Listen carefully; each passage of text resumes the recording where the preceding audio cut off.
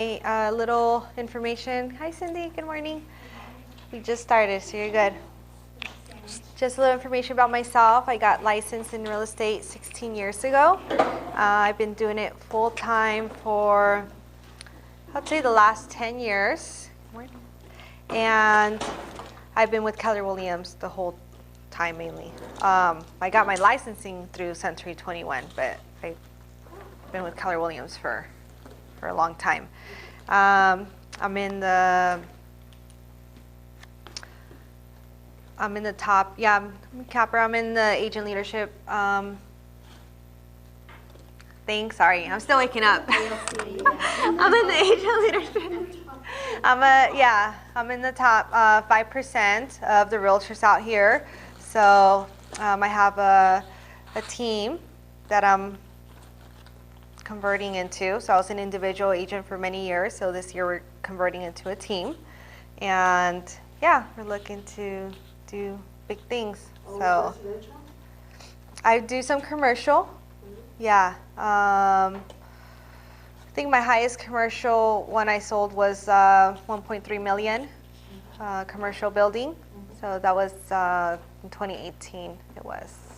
So anyways, always willing to take something on and learn about it. So today we're going to learn about find and win buyers.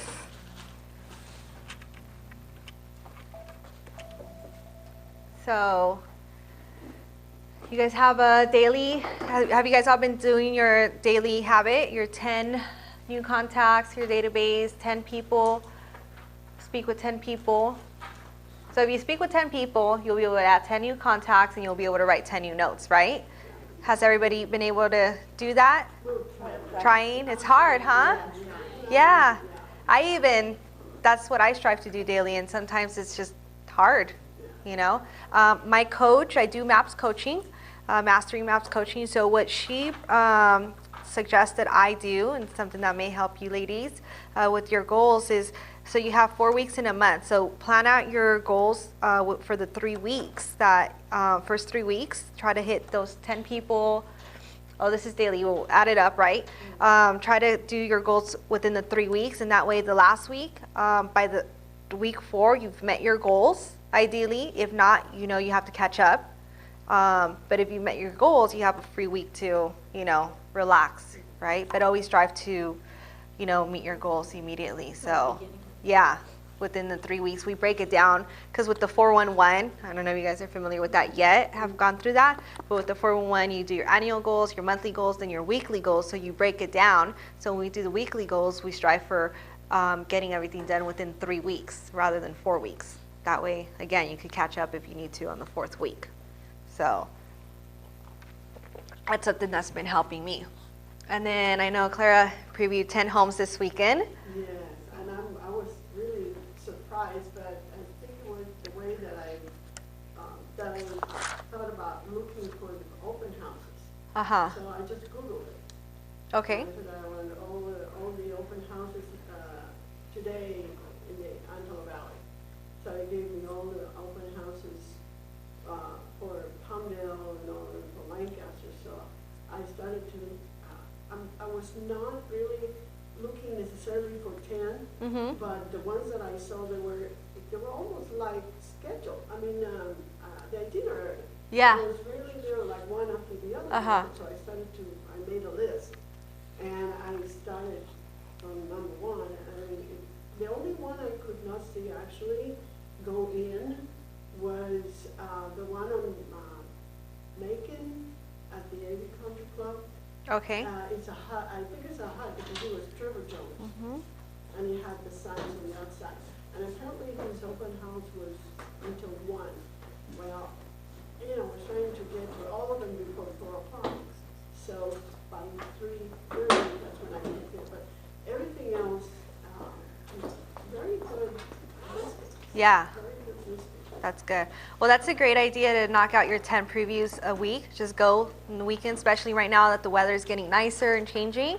More people are going to do open houses, and just knock it out and go during the weekend. You can also pull it up through Flex, MLS, all the open houses, and map them as well. So yeah, definitely a great way to just knock it out in a few hours and get to know your neighborhood, right? Or your area, because again, we are the experts, right? So we want to be well informed, well educated, what's out there. So when a client comes and talks to you about this house, like, oh, I already saw it. Yeah, it has this, or, you know, the yard's too small based on what you're telling me. So that's always helpful. Always feels good when a client brings up a house and like you already know what they're talking about, you know? So it's like, oh yeah, I know about that house. So it makes you look like, you know, you're on top of your game. So definitely. Yeah, I was talking to one agent.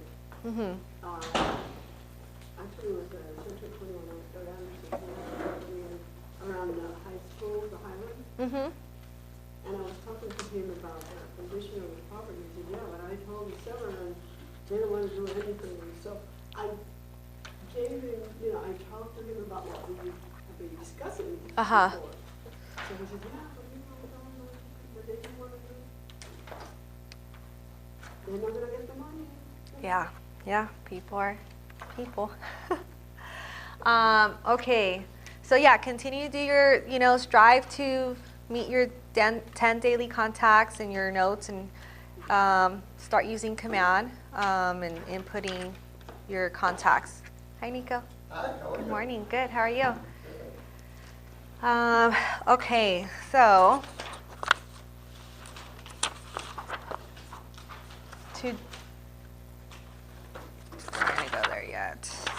So today's expectations. What we're expecting today is we're gonna learn about finding buyers, qualify and schedule buyers for the consultation, educate your buyers and set service expectations, learn and practice your buyer consultation, ask for the buyer agreement to be signed, establish next steps. So we set that expectation for your buyer, what to expect next. Never leave them wondering what their next step is, right?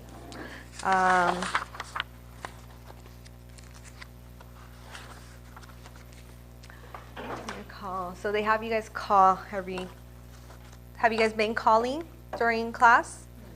Some classes, yeah. Some classes will do lead generation. One of the classes we practiced. Scripts? No, we didn't do scripts yet. We did what was it? We called it properties. I mean, no, that was the theory. No, we did the CMA on one, and then we did a listing presentation on another one. With Kenny, we wrote notes, and then, yeah, we called, I think about 2-3 weeks ago, we made a phone call. Yeah. We've done it a few times. Yeah, everybody does it differently. So do you guys want to make phone calls? Do you guys have people to call? I didn't remember this. Always. Always? Good. There's always somebody to call. There's always somebody to call. If you don't have a phone list, you have your contacts. So that's good too. So let's start by doing the affirmation. Let's stand up. It's on page 8 of your section. Page 8. Yes.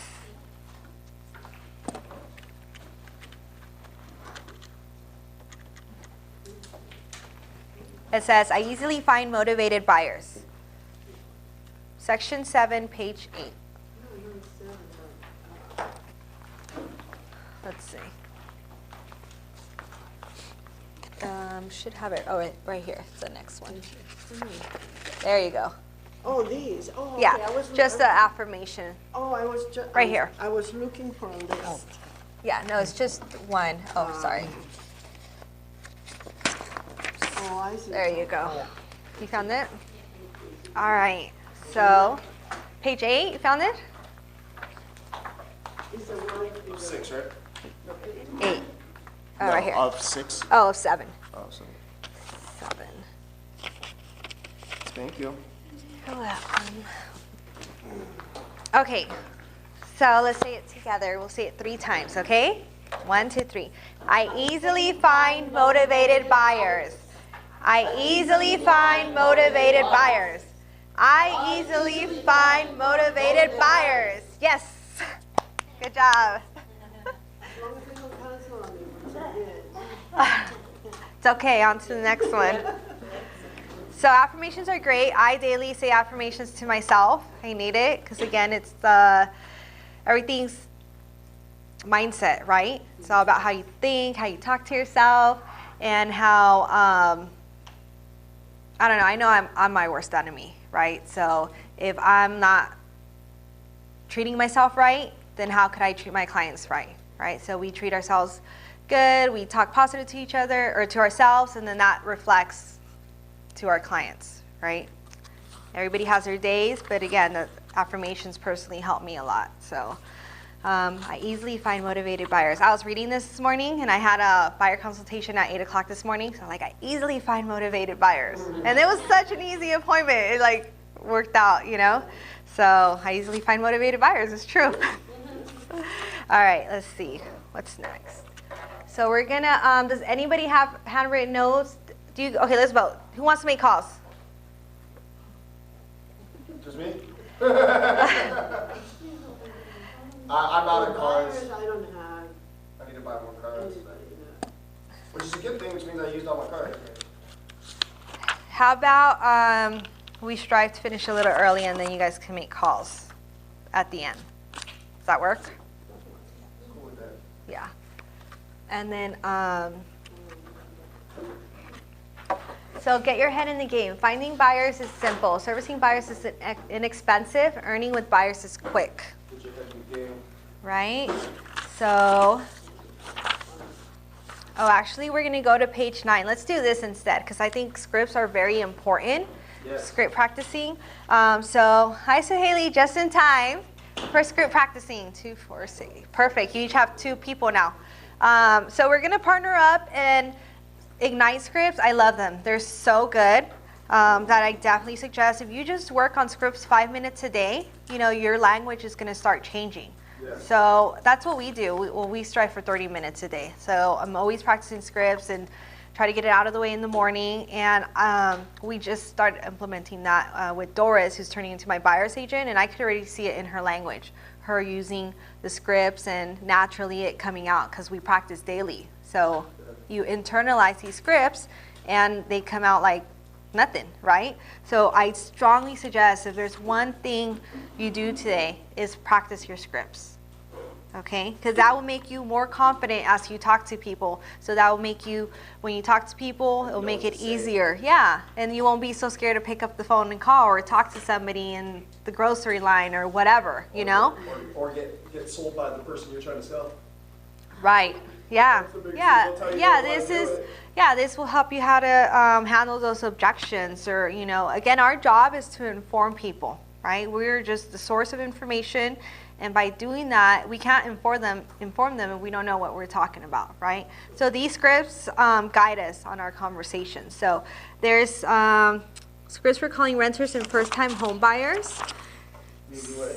Huh? Newlyweds. Yeah, and newlyweds. So page 9, take turns. We are going to do this exercise. Take turns with each other. Pair up.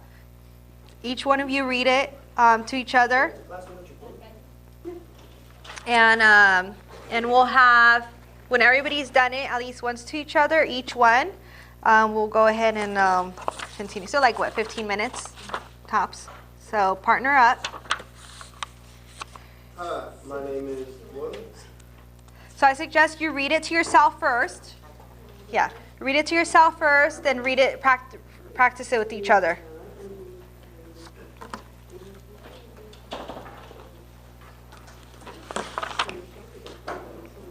Ready, together?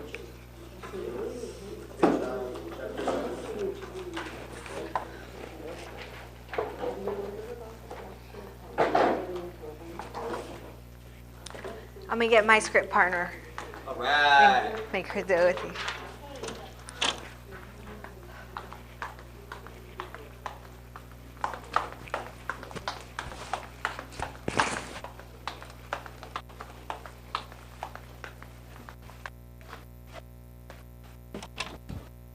So, I'm so glad Phil said it. Yeah. Oh, I know. Did they show? Are they? Yeah. I don't know. We're talking with Andres. You just want to show off your. Oh my God. You hear me?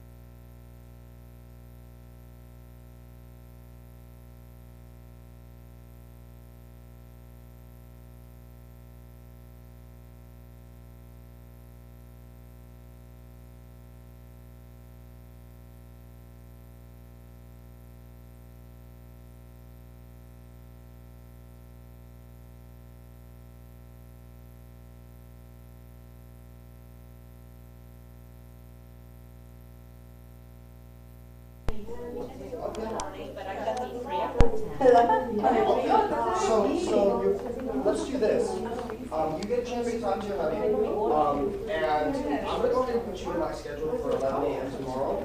That'll give you some time to get done. Actually, you know what? Let's do 11:30. Give you a little bit more time. I'm gonna put you in. Go ahead and talk to your hubby. I'll just Where let the you phone know. is. That way, at least I don't lose you out of my schedule. I'm all over the place sometimes, so I just want to lock you in and make sure that I have set time schedule so I can give you my time. Okay. I would love for him to be there. Absolutely. You guys good? What do you think about the scripts? Like we were talking, I think that the script is Well, basically then, a guide for me. I'll put that, Like I'll it's some keep it in my information schedule for because now, I'm and not put a tentative really a towards, good reader, so you know, I towards your always husband's stumble more than schedule. when I And just Right. let me know when we're doing that. guide, you know, Yeah, to guide me. and of course. You know, how to approach a person. Yeah. But you know, you always have to put your own thing into it. Of course. Yeah, I don't, it's not, meant to be word for word. Yeah, it's definitely just you read it, you internalize. Next time, of course, you're not going to memorize it word for word, but next time you'll be like, you'll be surprised because you'll be like, oh, that was for my script, So it's like everything we say nowadays is scripted anyways. We've said it so much that it's just. So you were saying that you do scripts like in the morning? Yeah, we do it at 9:30 every morning. Me and Doris just real quick go. We focus on 1 to 3 weekly, and we just repeat those throughout the whole week. Yeah. So, and then we just do it consistently. Consistency is what's important here. Yeah, consistency is key. So if you it's just a little each day. That's why just 10 calls a day. That's up to a lot. If 10 is too much, do 5 calls a day. Start with 3 calls a day. Exactly.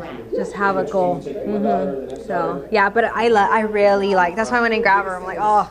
I love the Ignite scripts, so I take these out once in a while. I look through those and everything, so yeah, I like it. It's just good stuff, and it's all dated. Is everybody ready? Yeah. Good job. What'd you guys think about the scripts? So Ileana and I are going to start doing it every morning. Yes, every morning. Do it. 5 minutes, 10 minutes. Doesn't take long. Just something daily. Commit to it. How are you guys going to keep each other accountable? I'm going to call her every morning. Okay. You have it on your alarm? Yeah, I've got script practice set in my phone already. I just don't have anybody to do it with. So when I see you guys, I'm going to ask you Yes. if you guys been doing it. Huh? You're going to be asking us role play in front of Yes. Oh, sorry, I left my outfits at home. You're what? For role playing. Oh. There you go. What'd you ladies think? There are great scripts in here, so yeah. I was telling Cindy and Vernita to just grab 1, 2, 3 a week and just practice it daily for 1 week, and then the next week move on to a different script, and then move on to different. Just internalize them. Okay, so Where do we get more scripts? So I suggest you practice. There's a lot in here, and I like them. Yes, Ignite has you just scroll, there's a lot of scripts there. I like the Ignite ones, that's the one we've been practicing. I like it. Yeah. So getting your head in the game, page 10. So clearly establishing the process of finding and buying a home and working with your buyer as a coordinated team is the best way to work effectively and efficiently to close as many buyers as possible. Working with buyers is relatively simple, inexpensive, and quick. So finding buyers is simple. Servicing buyers is inexpensive, and earning with buyers is quick. So if you look at page 10, there's a funnel. We are on the appointment step. So you get a lead, then you get an appointment, and then you convert, right? So making it happen, converting buyers to leads. And again, by practicing scripts, learning those, it's going to be easier for you to convert people as well. Working with buyers can be fun and exciting, touring houses and helping them find their next dream home. The process of working with buyers can be refined to 3 steps: find buyers, qualify buyers, sign buyers.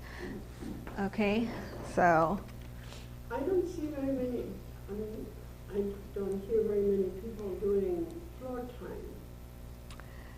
So I do floor time monthly. I wasn't even able to get into floor time this month because it filled up quick. So every, yes, yeah. I suggest you guys do floor time. I love floor time. I've converted a lot of clients from there. Sometimes you don't get any calls. Sometimes, you get the one call, So definitely sign up for floor time on the 20th of every month at 12 o'clock. And I was at 22nd. 8 o'clock. Because you gotta do it 3 days in a row. Yes, you have to, you can only sign up for 2 slots, and then you have to wait 24 hours, and then you can sign up for 2 more slots, so up to 6 slots. And then 2 hours, or 3 hours. 3 hours, I was 8:30, 9:30, 10:30, 11:30. 3-hour shifts. Oh, good. Yeah, so the morning, afternoon, and on the 20th of every month, it opens up for everybody to sign up. KW. Through my KW. If you need help with that, you can ask Blythe or Amanda. They'll be happy to help you, or anybody. But you just, you go in through your my KW and you sign up for floor time. So yeah, I suggest you guys do. I do sign up as much as possible. So Training on the phone, huh? there's no training for that. But if you train yourself, learn your scripts, and you'll be able to convert. I mean, how do you handle the Oh. calls and the calls, because Oh, you the get girls in calls- the front. Yeah, they transfer it to you. So let's say you're sitting at a common area, so you'll let them know what extension you're at, or you'll call them on the front desk, and then they'll transfer the calls to you. So you just have to answer. You don't have to really Or train, unless it's the weekend. or they can transfer it to your cell phone. Yeah, but you have to be in the office. Yeah, unless it's the weekends, you will have to learn how to use the phones up front because they're not here in the weekends. So you could ask them. Yeah, for the weekends, If definitely. you have floor time on Saturday, reach out to them during the week and tell them, okay, I have floor time this weekend. What is it that I have to do? How do I use the transfer phone? calls or whatever? Yeah, or just sit up front, but you're gonna put people on hold. Yeah, they'll teach you real quick. So, who wants to read the NAR? Okay, who wants to read number 1? Find buyers on page 11. Remember your job. Number 1 is G. Remember your job number 1 is lead generation. In this case, it's lead generation for buyers. After all, you can't work with buyers if you don't have any buyers. Proof factor. Exactly. Keep going. NAR 2014 profile of home buyers and sellers statistics. 88% of buyers purchase their home through a real estate agent. 40% of buyers found their agent through a referral from friends or family. 12% of buyers used an agent they had used in the past, and 9% found an agent visiting an open house. Which one stands out to you guys? 80% of buyers use, I would say the referral. The referral is awesome, but What stood out to me was 12% of buyers used an agent they had used in the past. What does that mean? that means people aren't following up with their clients. Yeah, we're not staying in touch with our clients because there's another statistic, I don't know if it says it here, I think it's like 70% or 75% will use their agent again if they would have stayed in touch with them. I think that was in one of Yeah. them, yeah. They would, but only 12% of people do it. Exactly, because they work with whoever's top of mind or in front of them or they're at the right moment, So that's why it's important to stay in touch with our clients. That's where you get the referrals, and that's where you get more business.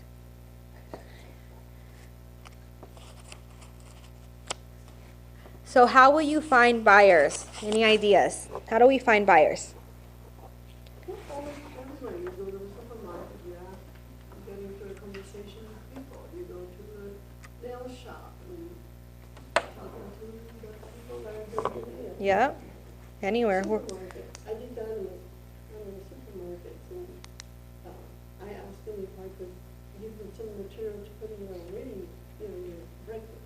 Oh, sure, so they took in some reading. But as I go to the market, I try to. Yeah, and that's free, going to the market, talking to people. What else? Open houses. Open house is the best way, yeah. Or I really enjoyed open houses when I first started, or when we're slow or whatever, we always do open houses.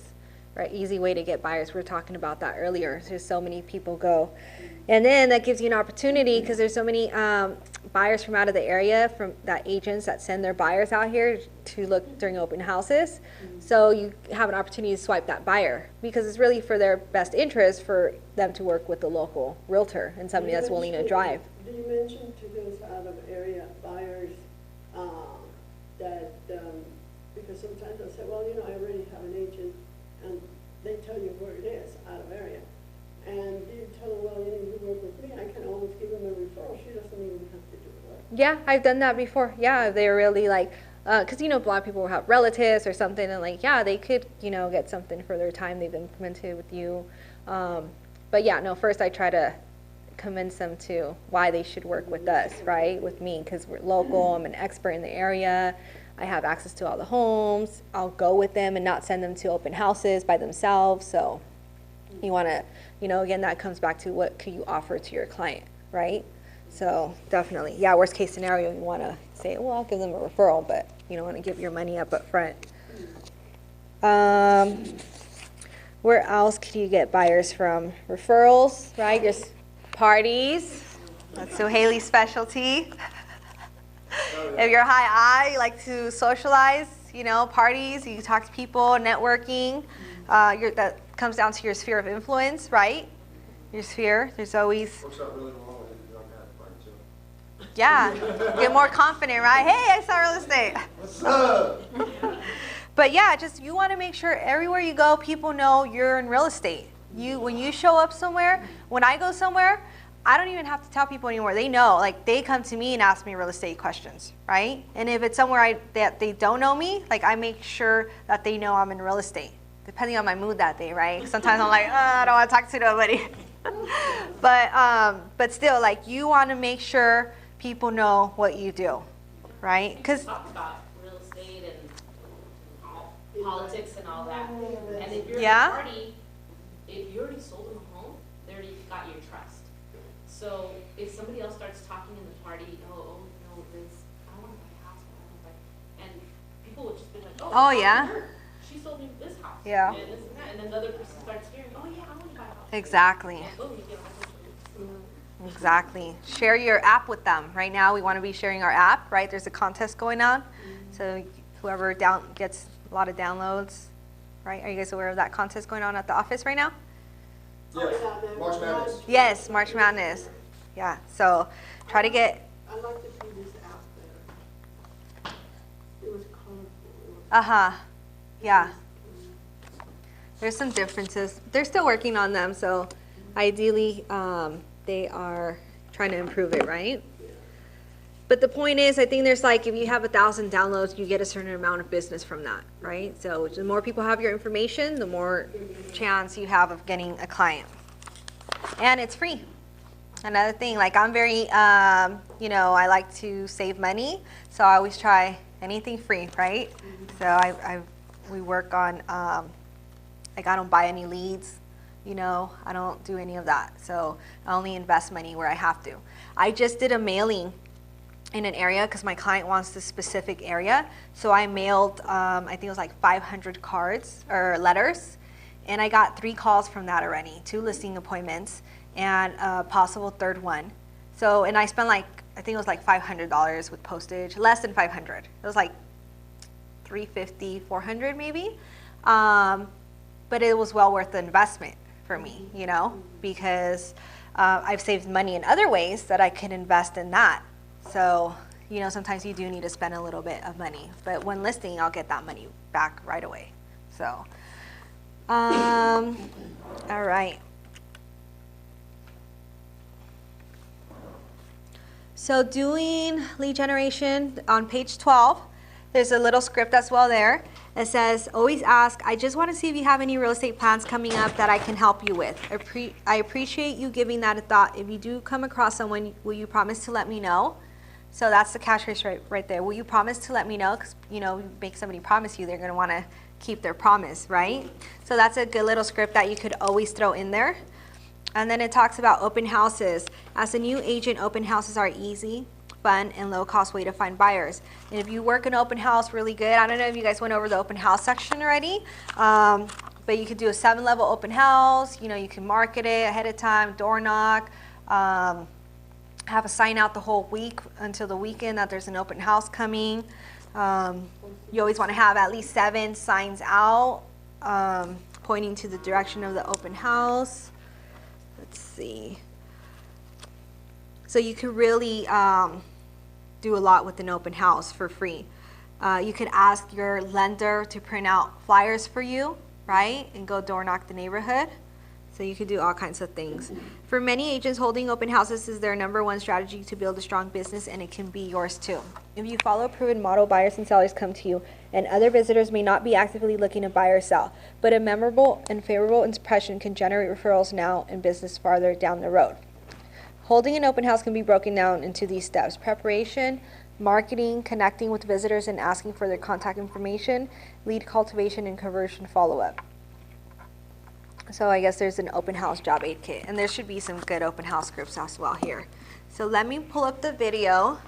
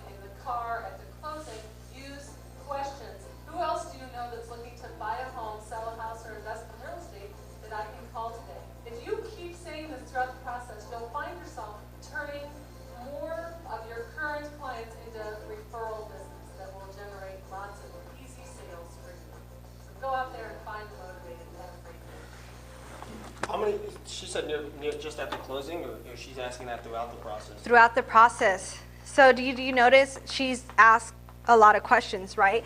So the only way we find what's really going on with our clients by asking the right questions. So well, I'm saying that we also do the referral thing. Yeah, during the process, anytime you can, ask for a referral. I've got, like, ideally you want to get 1 referral per client, right? So when they're in the process, they're more motivated, they're happy, you know, they're looking, they're excited, and it's just natural that they happen to, you know, run into other people that are, you know, wanting to buy or sell. So you want to remind them, like, who else do you know? You know, so it could have been that they just had a conversation with somebody that they were like, oh, this person, you know. So yeah, there's always, it's common for me to get referrals when I'm in a transaction with somebody from that client, you know, especially when everything's going great, you know. So Yeah, you want to ask anytime you can. Guess who's getting the call? Yeah, don't forget, just because you're in escrow with them or because you're already looking for houses, you know, you still want to work them. You still want to work that buyer.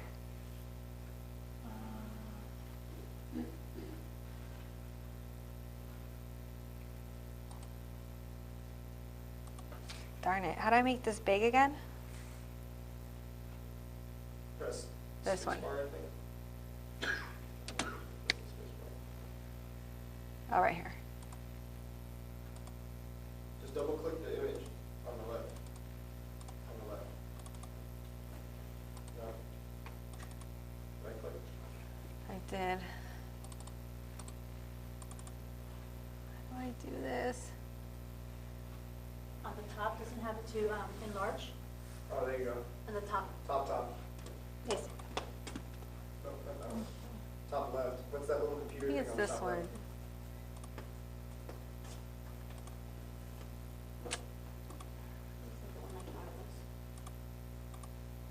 Nico, you're good at that. What's the computer thing on the top left? That's Top right. there you go. Oh, it took me I always, Forget that part. I do. So that was a good video. So again, it just reminds us to ask questions. And where do we learn questions from? The scripts that we practice daily, right? So, okay. Do your market research. Discuss questions on page 14. So on page 14, you are the information business. As you are prospecting for buyers, you will be asked questions about the market. Be prepared, right? So we are the experts. What should your response be when a buyer says, "What's available in my price range?" Well, once you know what the range is, I mean, what they qualify for. then Yeah, so if you're previewing homes, like you should be 10 times a week, then you most likely have seen some homes. Let's say this is after you qualify them, they're good to go. Like, well, what's available in my price range? Oh, well, I just saw this house the other day. I think it might meet your needs, right? So it's within your price range. Let's check it out. So that's again, you are the expert. And if you're previewing homes, you'll know where to direct them to. And then they go, the next one is, I don't think I can afford to buy a house. So what should your response be when a buyer says, I don't think I can afford to buy a house? Wrong. No, what? Yeah, wrong. Right away. Well, listen, I found that a lot of renters end up paying the same amount for their mortgage that they do, or some are close, that they do for their rent. And so why not take the opportunity in paying yourself rather than paying somebody else's mortgage? Yeah, never thought of it that way. Why do you think you can't buy? Mm-hmm. How do you know you can't buy?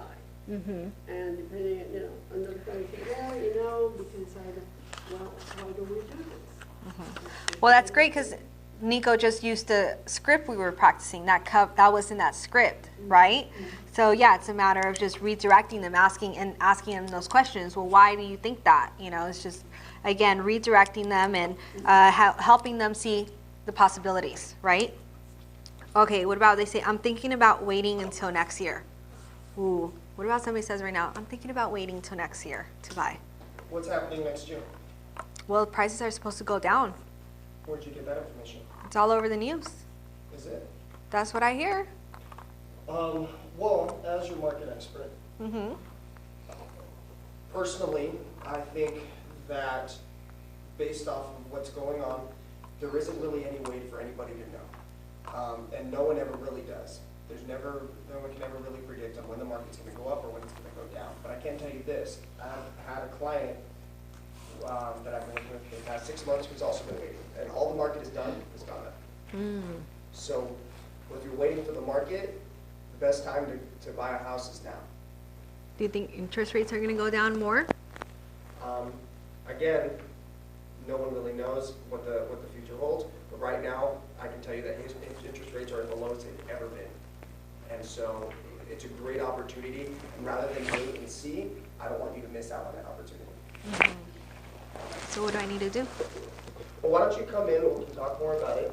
I'll sit on you free tomorrow for maybe about 15, 30 minutes? Yes, Cool. I'm gonna schedule it at 3 o'clock in the afternoon. Does that work for you? that works. Awesome. I'll see you then. Perfect. Exactly. Good job. Yeah, just want to redirect them. We don't know what's going to happen next year. You know, we can only assume. So we really don't know. It's always better. Let's just find out where you're at. You're not required. You're not committed to do anything. But really, this is just to inform you and your current situation. And that way, moving forward, you can make those decisions. You know, you may not want to buy right now. You know, you may want to wait till next year. We don't know unless we sit down with the lender and find out where you currently stand. You didn't even know what's gonna happen this morning with the stock market. Right. Something like that, huh? Yeah, Oh, yeah, anything can happen. So again, like you're assuming, but you know what? My job is to help you really find out where you stand and not, you know, take that assumption out of, you know, stop guessing. So it's just a matter, again, you're, you know, coming from contribution, helping them. The only way I could help you is if we sit down and look at your situation. Everybody's situation is so different that, you know, I cannot give you an estimate. I cannot give you an idea what's really happening with your current situation. So let's do the right thing and sit down and see where you stand, right? So, okay, the next one. I can afford about $1,500 per month for my living expenses, and I like to live in West Palmdale, by the mall, and I only want to pay $300,000 for it. So, what do you do in that case? Probably talk to them about, first of all, the reality of the things that they could find within that price range. If they ask, they, you know, if you need help with the down payment and things like that. But for $1,500 right now, I'm not sure. It depends on the neighborhood. So why don't we just try to find out what's available? Okay, sounds good. Yeah, just bring them back to reality, right? Like, we don't control the market. You know, we're only there to provide it, provide the information.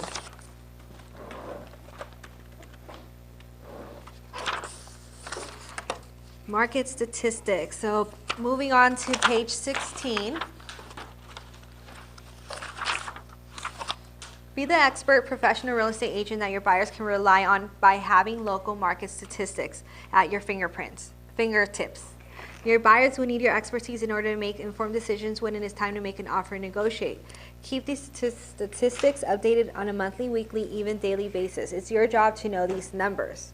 So it's your job to know what the list price to sale price ratios are, the average days on market in different price ranges, number of homes on the market in different price ranges, and price trends. So all this information you could easily get if you come to the monthly meetings. Garrett always talks about the language of real estate, and he breaks it down as well there, and they're willing to share the slides with you. There's a great, let me show you guys. What I've been using lately is, like, when I go to appointments and the client wants to know about, like, especially with listing appointments. I know it's not a listing class, but it still works for buyers. Is anybody familiar with the market? Summary? No, market, Michael Lewis suite? Michael Lewis Marketing Suite. Yeah.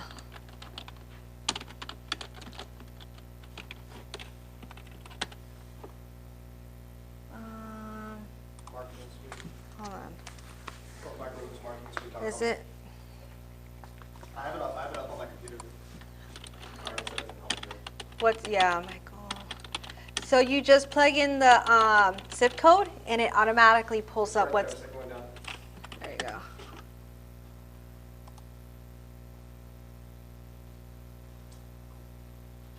Your login for this, everybody has this, your login. Hold on, I have it on my phone. Let me see. Should be your same. Yeah, everybody has access to this. Her login should be what? Your same login for command, your same login for KW, I believe. If not, then you're gonna talk to one of the ones up front.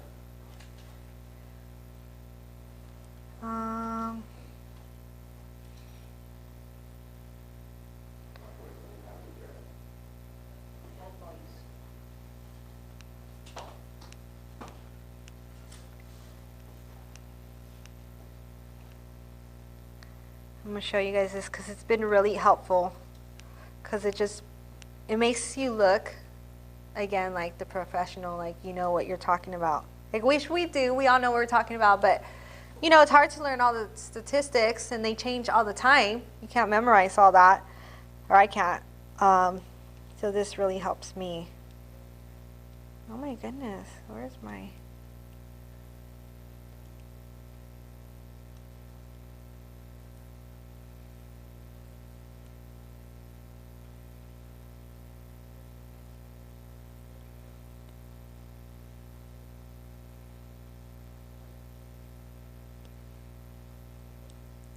It's called your Altos Market Report. So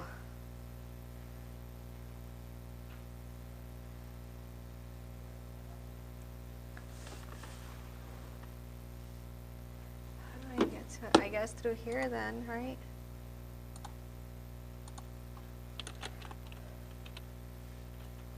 Let me log in. Just for the sake of time, I'm gonna just log in because I can't find it.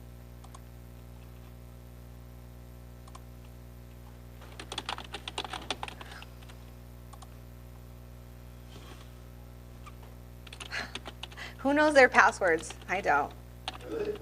I know none of my passwords. Nico. That's your password? What the heck is my password? Oh, about it. Do you need to get on Michael Lewis? You can log on mine. I got it here. Or do you, okay. From here, you know how to, you Yeah. want to log in? It's Nico M. Estrada at Gmail. And I think they know. Like this? Uh-huh. At Gmail? Uh-huh.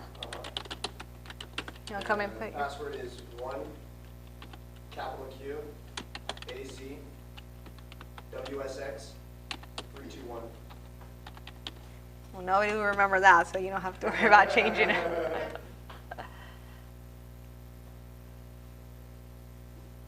Especially if we can't remember our own, what makes us think we're gonna remember somebody else's, right?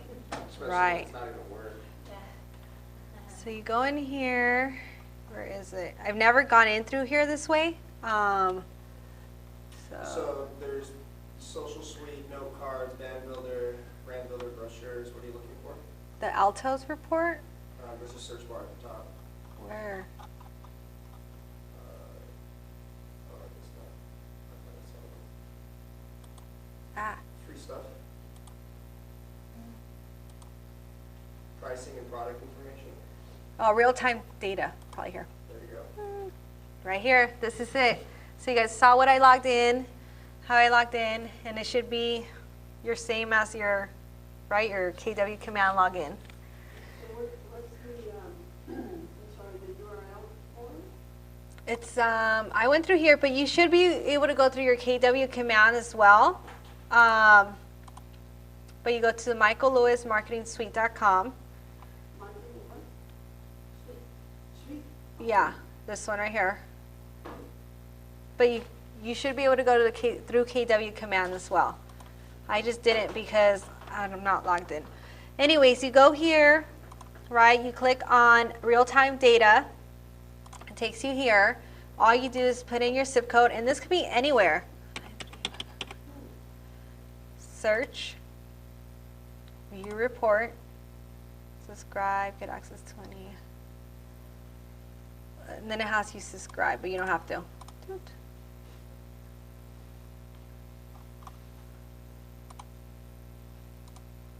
Why is it doing this?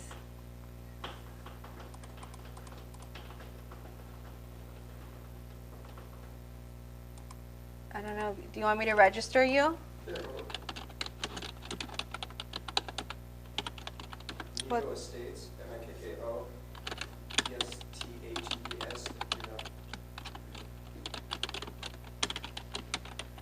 It's your phone. Huh? 818, Uh-huh. 317, 818 what? 317, Uh-huh. 8366. So now what's going to happen is you're going to get 93551 zip code emailed to you.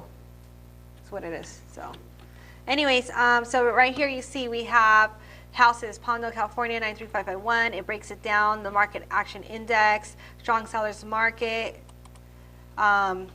real-time market profile. So medium list price right now is 430, and this is, you know, up to date, okay? That's high. Yeah, it was 350 before 300.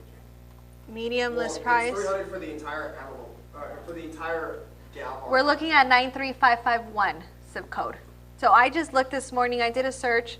The cheapest house in West Palmdale, I think, was like almost 300 or 3 something. I don't remember, because these buyers wanted West Palmdale.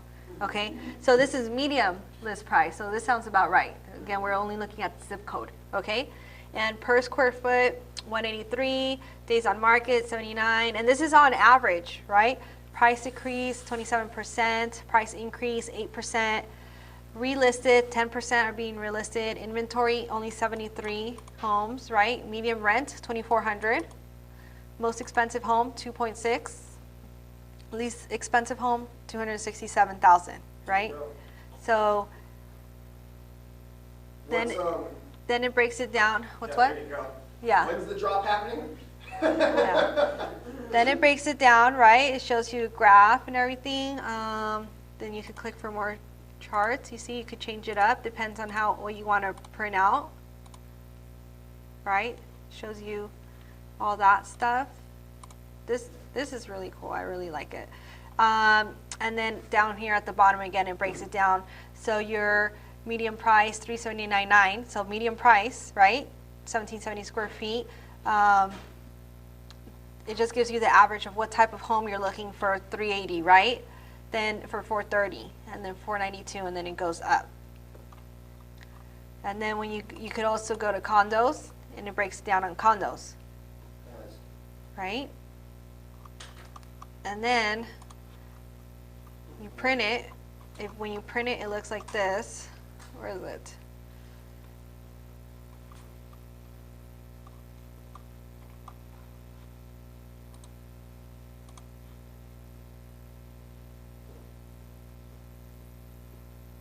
Gives you a nice little printout. You can go over with your client.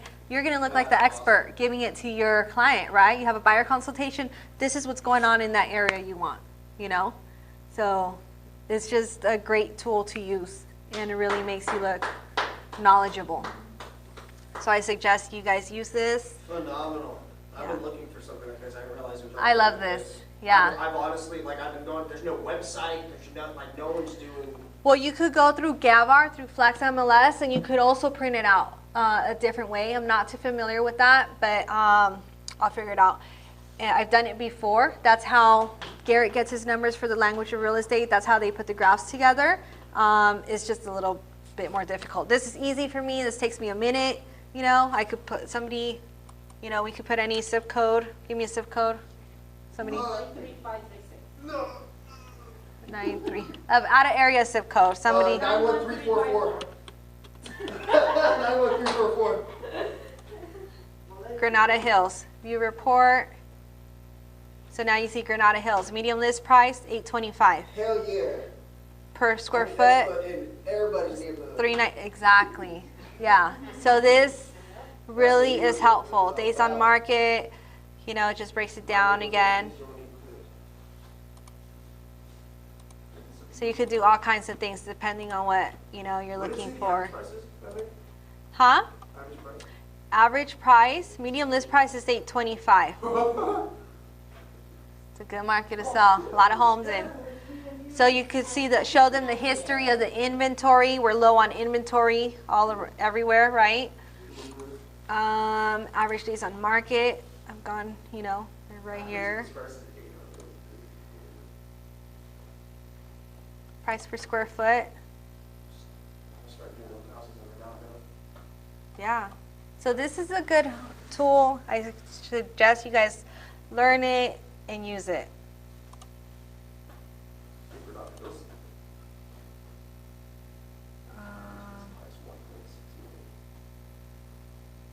What did we end up doing here?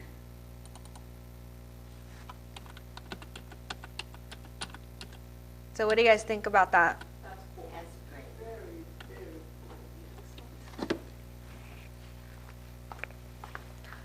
And very important piece of paper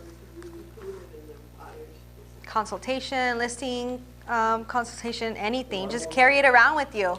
Print it out weekly. So let's see.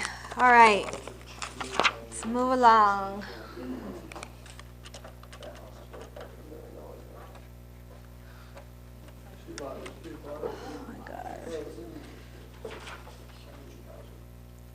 So, nobody, only Nico has laptop. Okay, that's fine. We'll skip a few. Okay, qualify and schedule buyers for the consultation.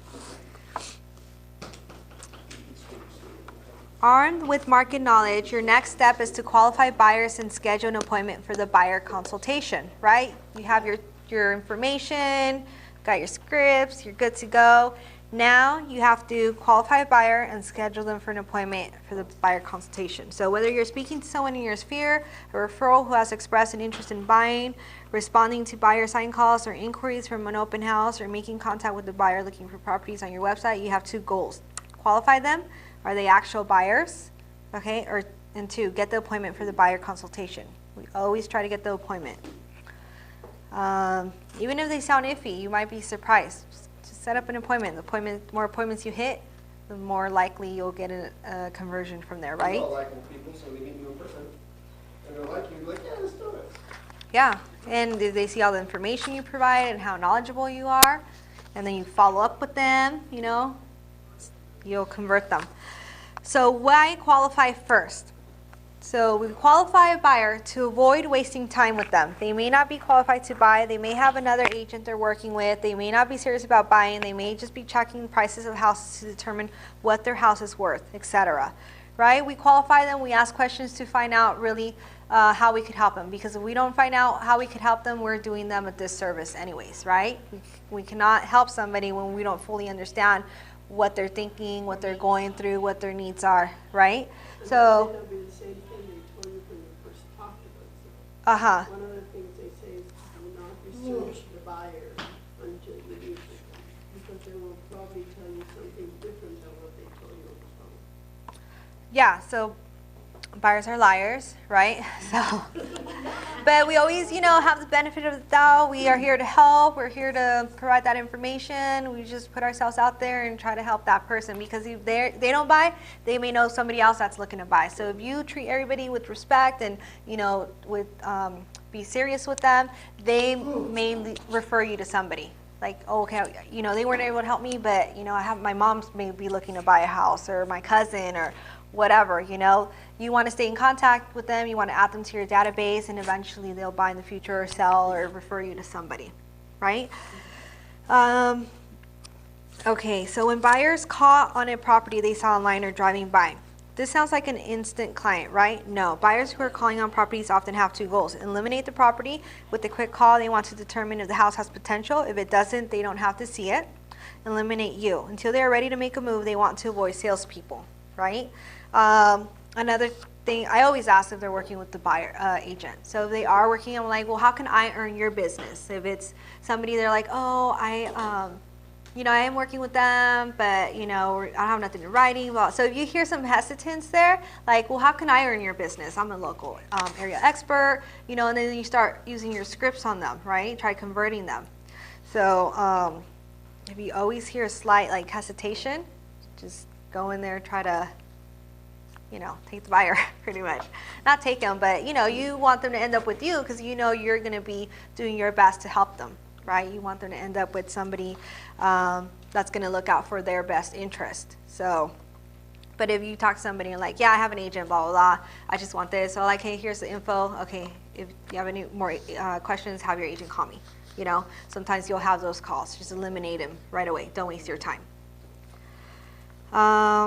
So how do you accomplish your goals first? By using scripts that give the buyers the information they are looking for on the property, but at the same time enable you to find out enough about them and demonstrate your value before they eliminate you.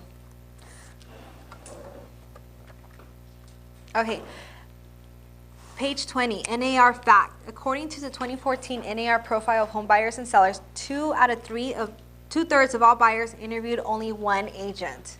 So that's opportunity right there. So I see this statistic over and over again. A lot of people just talk to the first agent. So if that agent's able to convert them, they stick with that agent, okay? If you can get the appointment for the buyer consultation, you more than likely get that buyer. So first thing you do is you qualify. Use the buyer lead sheet on the next few pages. So all these lead sheets and information, they're great tools to use. So you establish control of the conversation with buyer calls by asking questions about price, motivation, location, wants and needs, timeline, finances, and availability. So if you look at page 21, it's a buyer lead sheet. I suggest you print this out. Always have something in front of you because, you know, even I forget. There's a lot of times like I hang up, I'm like, oh, I should have asked them that, right? And that's why I continue to practice scripts and everything because I easily forget things. So, but if you have a buyer lead in front of you, a seller lead sheet in front of you, it's a guideline. Again, we were talking about guidelines earlier. This guides you on what to ask them, right? So, and then it's easier than you think sometimes. You just go off the info and you ask and they just answer, and then you're done and you're surprised like, oh my goodness, they gave me all that information. That's a motivated buyer right there. That's a motivated seller, right? So this one's really good. It says buyer consultation pre-qualification question. So it has all the contact info. You always want to track where your lead source comes from. Okay, it's important. Track your numbers, track where they come from because that will see where you're the strongest at, right? So if you convert a lot of sign calls, if you convert floor time calls, if you convert open house buyers, like this shows you where to focus your time on. So number one, has an agent taking you out and shown any properties? That's a great question to ask. Is there anybody else buying the home with you? Who will be living in your home? How long have you been looking for a home? I'm just curious, why are you moving? These are quite great questions. Are you renting or do you own now? And then it has more questions to ask and so forth, right? So definitely check that out. Print some out, have that in front of you, carry them with you. Sometimes this could also be a script, right? Something you want to learn and then automatically you'll ask those questions. Page 23, buyer's ability to buy and level of motivation are the two main points you're looking for. Use 3 simple categories to classify your buyers. So there's A, B, and C buyers. A is they're ready and willing to purchase. They will be under contract in a matter of weeks, right? Those are the hot buyers, right? You get those, you don't sleep on them. You right away get them out, showing houses, pre-approved, through the whole process, you get them pre-approved, and you set up the appointments to view houses immediately, right? B buyers, they're ready and willing but not able right now. Something has happened first, get their existing home under contract, wait for their lease to expire, or get the cash from their tax refund. Important buyers, once they're ready, they're going to be ready. So if you're not top of mind, they're going to go with somebody else. So follow up. It's important. Stay on top of your clients. C buyers, they have no immediate need. They may have a very exacting situation. For example, if they can sell their property for a specific price or get a house on the street, they have always left. Again, you want to keep in contact with these people once a month, once every 2 weeks, again, to stay in touch with your people because eventually they'll buy or refer you somebody. Page 24, qualify financially. So financial qualification is essential. You don't have to waste your time your buyer's time by looking at homes that are not in their price range, right? So pre-qualification, there's a difference between pre-qualification and pre-approval. Nowadays, we don't pre-qualify, we pre-approve no matter what, right? Pre-qualification is a phone application.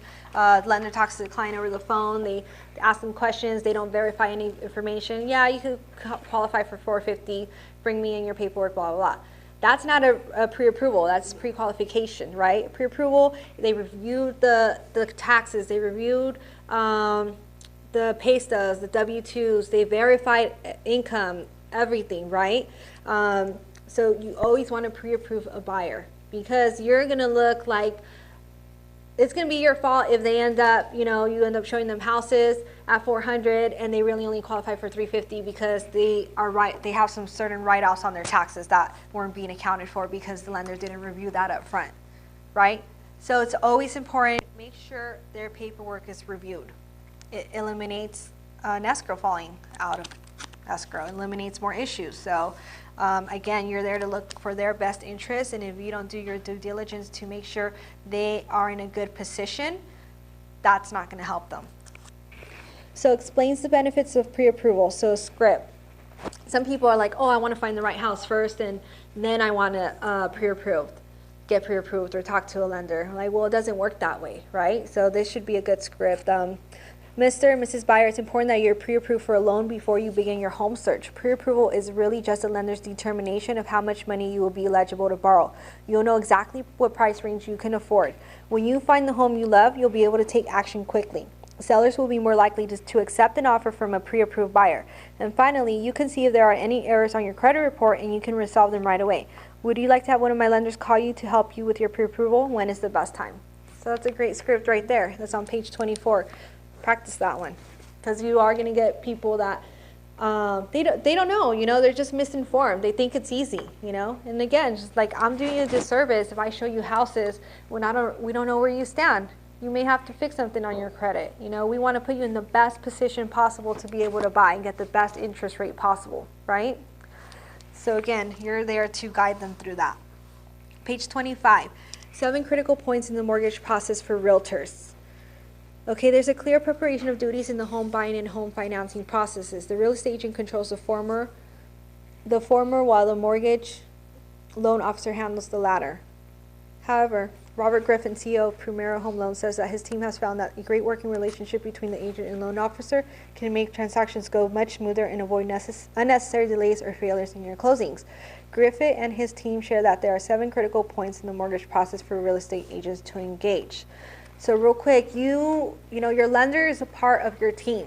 You know, you're individual agents, but you have a team. You have escrow, you have title, you have your lender, you have your home warranty rep. So that's all a team, right? So you have to make sure you are in sync with your lender, and they are going to help you because you're going to work hand in hand with each other to get that client in a home, right? And look out for their best interests. So if you don't have a great lender you're working with, find one. Hadia and her team are great. You know, we've been using them a lot lately, and you want to definitely, and they're right here in the office. You can just walk over there and ask questions. Or if you have a walk-in, right? They're right there. Be sure to follow all applicable laws when referring to client. Okay, yeah, resources. 7 critical points in the mortgage process. The initial handoff. So a great handoff starts with you explaining to your client the advantages of speaking with the talented loan officer up front. So it goes back to that little script we just read, right?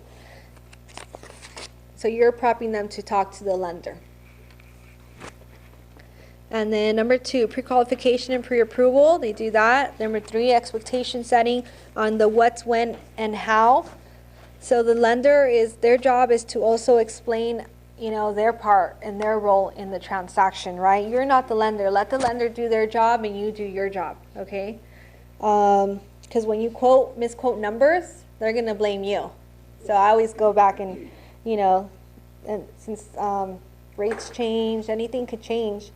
So you don't want to give them wrong information. Reinforcing loan requirements to the buyer. Unexpected events. So always prep your buyers. Don't go and buy a car while you're looking for a home. Don't acquire new debt. Don't do anything different. Just work, deposit your money, pay your bills on time, right? Because the money, don't buy it.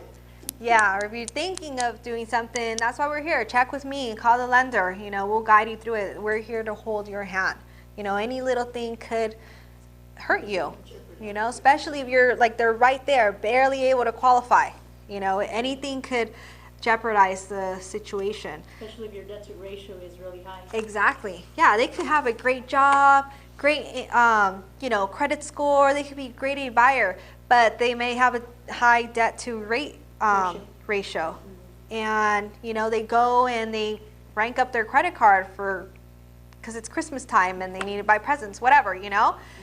That really could mess somebody up, you know. It's like, okay, now do you have that extra money to pay it back down that you need to do, or you're going to need this much money for the down payment? So it's unexpected things that you weren't expecting, right?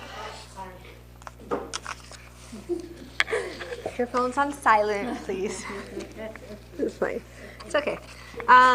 So post-approval. So your job is to prep your client, because some people, they don't know. They don't know they're not supposed to go and buy a car. Their car broke down, you know. They don't know. So they don't know that extra $200 payment is going to affect them that much. You know, they may qualify for $450. Now they only qualify for $400. That's a big difference. So The next step, post-approval lockdown. So once your buyer has received final loan approval, congratulate them, but also tell them between now and loan closing is terrible. Oh, that one, we went over that. Loan closing. You got your loan officer, the specifics. You gave your loan officer the specifics of the loan closing at some point early in the process. Don't forget to update them when any information changes. So if things change, you have to update the lender, stay in contact. Although the lender is there at the beginning, they step away, right, until you find them a home. If anything changes in between then, they do go buy a car. You let them know immediately, right? Communication is key with everybody on your team, okay? So get the appointment, page 28. So now that you have qualified them and determined their ability, readiness, and willingness to purchase a home, it's time to close for the appointment. Based on the qualification, you'll vary your follow-up. A buyer, get them in the car immediately. Always set an appointment. Any type of buyer. B buyer, identify what needs to happen first, then help them achieve their goal, then put them in your database in an 8x8 touch campaign based on their interest and keep in touch. So the 8x8 campaign or whatever campaign you do, it assures that you follow up. You know, maybe they have to go get a secure credit card. Call them in a week. Make sure they did it, right? So just guide them. People need guidance. People need their hand held, okay? C buyer, manage them electronically by putting them in your database on an 8x8 and then a 33 touch campaign. Keep yourself top of mind for when they are ready to move forward or when they run into somebody that's looking to sell or buy in real estate, right? So if this buyer lead came to you based on the buyer calling on a certain property and the home happens to be in their price range, make an appointment for them to see the property and have a consultation. We got like 3 weeks ago, I got a buyer off of the sign call. We went over there, showed him the house real quick. So we do that, like we'll show one house, right? Just to meet them, right? And then we converted him. He had a bad experience with his previous agent. He only wanted to go with the listing agents. We made him sign a buyer broker agreement, and now he's in escrow. So it's just a matter of sometimes you will have to go show that first house without them being pre-approved. So it's like an appointment. It's a buyer consultation technically that you're having at that house when you go meet them. Schedule the appointment for the buyer consultation. So here's another good script. The property at 123, who wants to read that one? Sorry, page 28. The property at 123 Maple Street is listed at $249,000. Let's schedule an appointment to see if 123 Maple Street is the perfect home for you. Would today at 4 p.m. or Saturday at 10 a.m. be better for you? Today at 4. Great. Let's meet at my office. So while we are out, you can also view other properties on the multiple listing service that you might be interested in. If Maple Street isn't the right home for you. Does that work for you? Yes. So set the appointment. If they're outside the property and it's able to be shown right now and you could go for it, you know? That's how you convert sometimes. You have to hustle. Page 29. So buyer referral. If you have called a referral and the buyer have been willing to answer questions and stay on the phone with you, they have the potential to be serious buyers. Demonstrate that your service has value to them and focus on the benefits to the buyer. Another script over here, schedule an appointment for the buyer consultation. Who wants to read that one? Page 29. Anybody? Do you want to schedule the appointment? Yeah, page 29. Mr. and Mrs. Breyer, I'd like to invite you to come to my office so we can discuss what you're looking for in your next home and use my MLS to review properties. This way we can search for homes that fit your criteria. When we meet in my office, we can work together to make the most of your time. I can use the tools I have to find the best matches for you and check for any contingencies and other details that will be apparent when the property is available. Weekends or weekends better for you? Weekends. Weekends are good. Awesome. So that's good. Or you could, another good thing is that they're right there. Here, I'm gonna text you right now my app. Download it, and you could look at more properties that way too. If they don't want to set the appointment or whatever. Oh, send the app right now. Okay, page 30.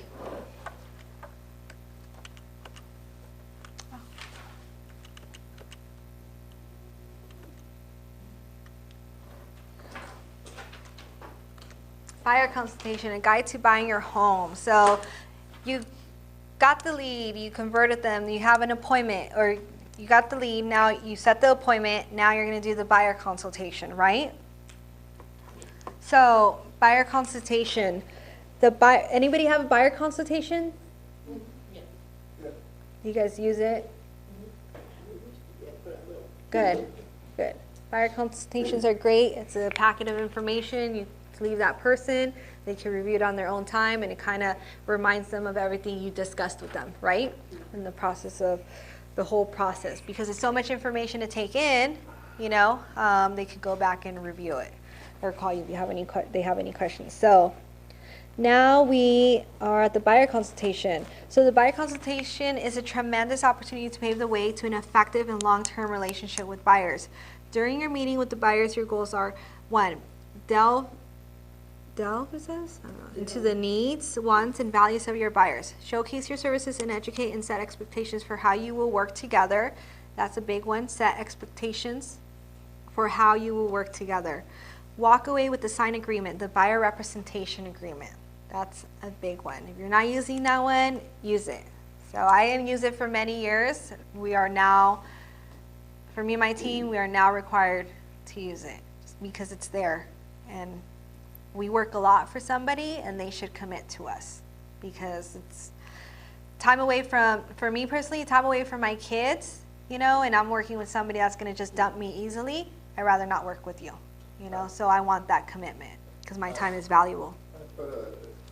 I put a list together of all the things that I do for you as your buyer's agent, and then I put the 3 things that I expect from you, which was transparency, understanding, and loyalty.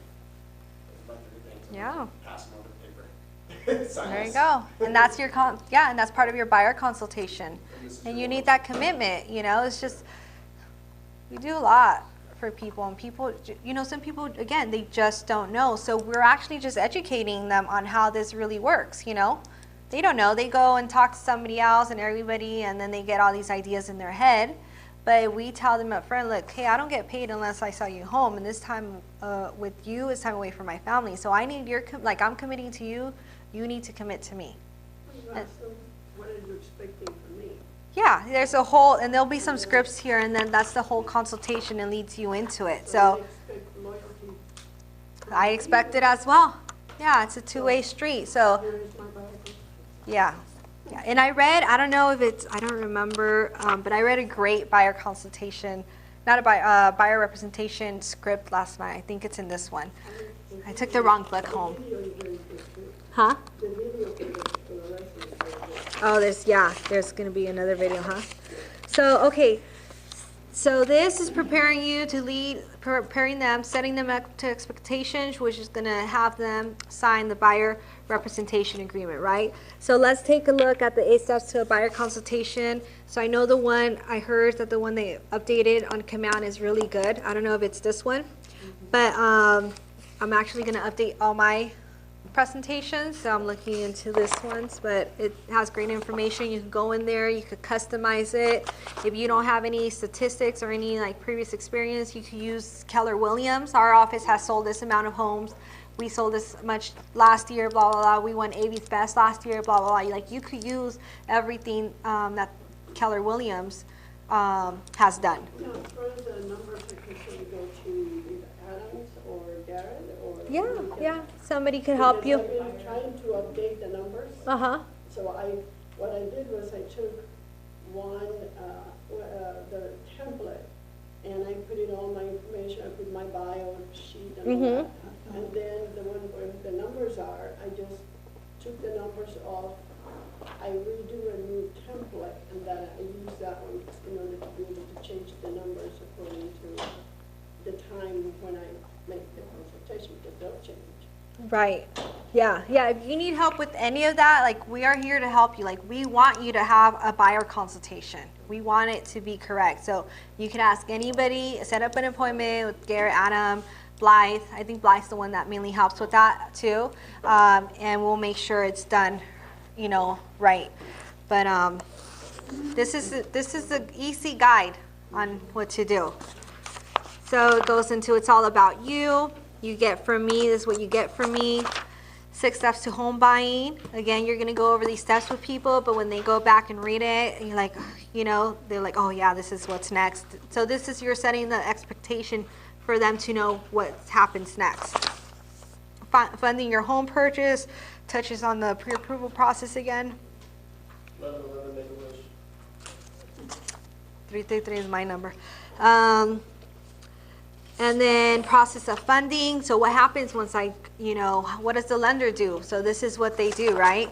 Making an offer, closing 101.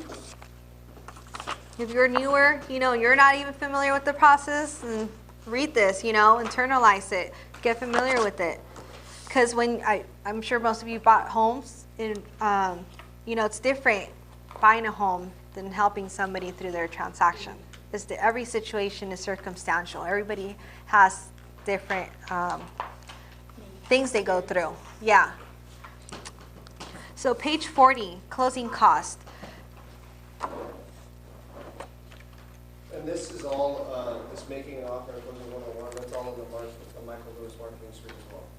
It's all part, they have a pre-made buyer consultation. This is all made for you, yeah. Yeah, they have a pre-made buyer consultation that you can use, you just customize with your photo and the information and addresses and things like that. Yep. Easy stuff. We just got to use the tools that are provided to us, right? So page 40, closing costs. Explain closing costs using the following script. Anybody want to read this script on page 40? Mr. and Mrs. Buyer, before we tour homes, let's discuss closing costs. Generally, if you put 20% down on a house, you can expect your closing costs to be an additional 3% of the purchase price. So if you were purchasing a $200,000 house, the down payment would be $40,000, and the closing cost would be an additional $6,000 for a total of $46,000. If you put down less than 20%, your closing costs may be as high as 4%. Perfect. So again, this is something to, a good example, something to practice. I always leave the closing costs, like more details to the lender as well, but they're going to ask you. They're still going to ask you, and then you know how to answer. So closing costs also depends on the purchase price, right? Property taxes. So what is closing costs? Upfront property taxes, upfront home insurance, escrow fees, title fees, and lender fees for a buyer, right? So again, have the lender go over that, and then this is a good guideline. Always go off of 3% off the purchase price if they're looking to get all their closing costs covered for. So there are two options for buyers who may not have enough money for closing costs. These options are more likely to work in a buyer's market. Ask seller to cover the closing costs. You could always negotiate closing costs. A lot of buyers only have enough for their down payment or are getting down payment assistance, and they need that closing cost help. So negotiate that. Ask sellers to help them roll the cost into a loan by paying the cost themselves and raising the price of the home to make up the difference. So of course, if it's a house just listed, priced well, multiple offers, your buyers must have closing costs. Bump up the price to cover the closing costs. That way the seller's still getting the list price and your client's getting the closing costs that they need, right? Hopefully will appraise more. Always double check comps, yeah. So again, if it's a house that's priced well, then most likely it will, you can push it a few thousand. The sales price will have to be in line with the appraisal to satisfy the lender. So, and then it goes into page 41, a guide to frequently asked questions. So they could go refer to those. You could go over those. The point of a buyer consultation is to cover as much as possible. So at the end of the consultation, you covered all their questions ahead of time, right? So about me, talks a little bit more about you. You could put testimonials there. You could tell them to go look on your Zillow or your Facebook or whatever, right? Above and beyond you, this is where you tell them what you do. That's different from other agents. That's page 43. And then 44 goes into Keller Williams and what we have to offer nationwide and all the good thing about this company. And then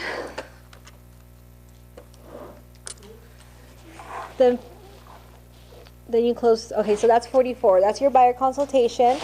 And then 45, close for the agreement. You have used the information in the buyer consultation to solidify your position as a knowledgeable professional that will be able to help them find their new home. Now it's time to ask for the buyer's business. seems like a long process to get to that, right? Like you want to rush and be like, do you just want to work with me or not, right? Yeah. But this is critical steps because again, it's going to set you up for success and it's going to make you look like an expert. You're a professional. So again, this is a process, not an event, right? We want instant gratification sometimes, but you have to go through the process. And again, because you are trying to help them. It's ultimately about them, not about us getting the next client, right? So asking for the business. You've gone through all this. Now you're in a position to ask for the business. All I ask in exchange for my superior customer service promise is that you agree to work with me exclusively. Does that sound fair? Okay, can we sign and shake on that? And then that's where you present the buyer presentation agreement. So these are great scripts. Closing the buyer presentation agreement, number 1. What we're going to do now is sign the buyer representation agreement, which puts me to work for you. You're giving me the tool I need to represent you in your purchase. With this tool, I have the opportunity to negotiate for you and get you the best deal. And getting the best deal is important to you, isn't it? Yeah, it is. Perfect. Then let's do the right thing. Sign the buyer representation agreement and put me to work for you. They're great ways to put it, because like, how does that not make sense? How's somebody going to be like, no, when you present it that way? It's all a matter of presentation. So the third one is, can you see how it would benefit you to have a professional looking out for your best interests as you search for the best home and negotiate to get the best deal? Great. This form allows me to represent you and look out for your best interests. Here's how we take care of that. You just need to okay this agreement right here. And a lot of people don't even know like that this doesn't have to be a part of it. Like if you present it correctly, they may think that, oh, I'm required to sign this, so just present it that way. Oh, and then page 46, there's more scripts. See, This agreement on loyalty. Perfect. Where I agree to be loyal to you and you take no action detrimental to your best interest. It's a reciprocal agreement in that I ask you to give me your loyalty in exchange for me working nonstop to find you the best home at the lowest price in the least amount of time. Perfect. So handling objections to exclusivity. Not all buyers will say yes. Some buyers will object to working exclusively with you. If a buyer objects to signing, use the script below. So Haley, read it. Mr. and Mrs. Buyer, because of the level of service I provide, I can only work with buyers who work exclusively with me. Let me remind you that by signing, you are not agreeing to pay me a fee. You are agreeing to have me represent your best interests and to use my knowledge and expertise to find you the best home at the best price. That is what you want, isn't it? To find the best home for the best price, right? Yep, it is. So, and then it goes into objections. So let's read those real quick, and then we'll go through them, and then you guys could practice for a few minutes. Because again, scripts are so important. So objection 1, who wants to read it? Someone else besides Ileana? Huh? Yeah, Claire. I don't Claire. want to sign anything. I want to be free to work with. Oh, let me read that and you read the script. I don't want to sign anything. I want to be free to work with other agents. When you engage me as a real estate sales representative, you give me the tool that I need to represent you. If you sign the buyer's representation agreement with me, I am Contractually. contractually obligated to share any information about the seller's situation that I find out. For example, if it is a divorce, relocation, or estate sale, without that agreement in place, I am actually a sub-agent to the seller. That means that I do not represent you, and I cannot share that information with you. I want to be your advocate, not theirs. So let's do the right thing and sign the buyer's representation agreement today. Perfect. Okay, objection 2. What if I change my mind during this 30-day period? Clara, you want to read it? I understand completely. Think of this agreement as a form of going steady, not marriage. If you decide at any time that you do not want to go steady anymore, we can just break up.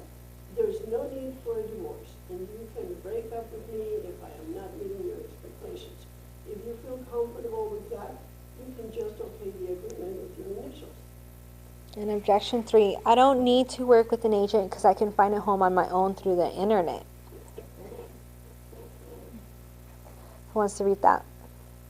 Searching for homes is the fun part, and we will certainly use the internet to find your home. Finding your dream home is not why you hire a buyer agent.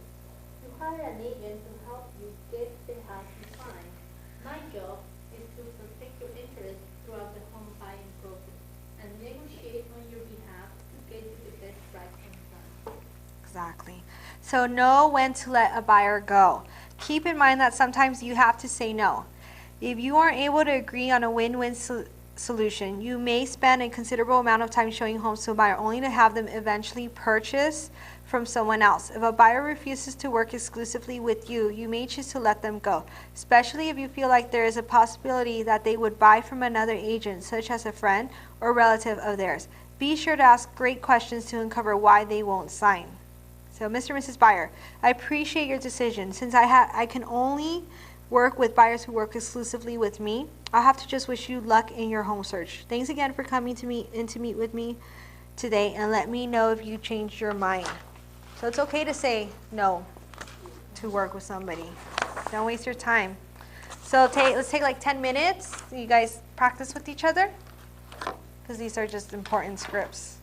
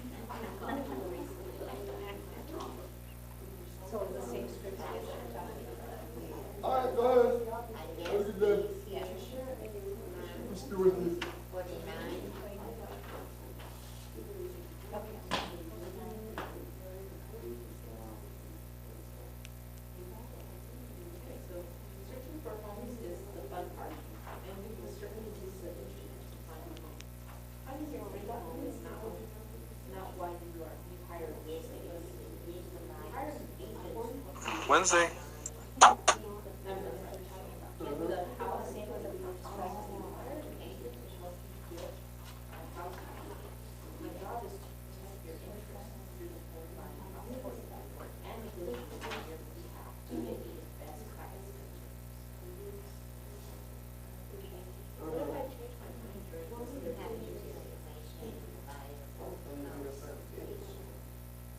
I'm sorry. I understand completely.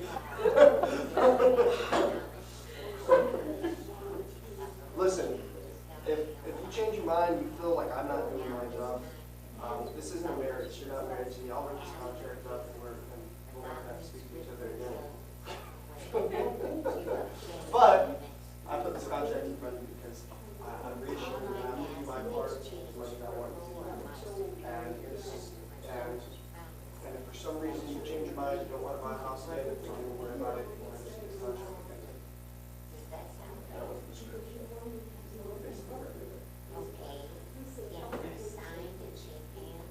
So, that being said, go ahead and sign me.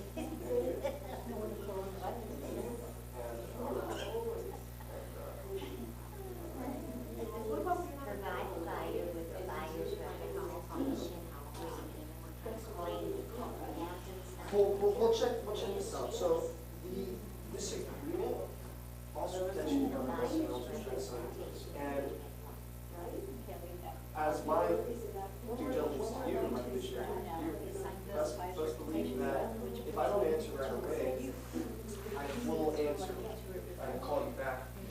possible, no later than 2 hours later. That is the latest that I'll ever call that, but I'm generally speaking. Getting the best deal is important to you, isn't it? So,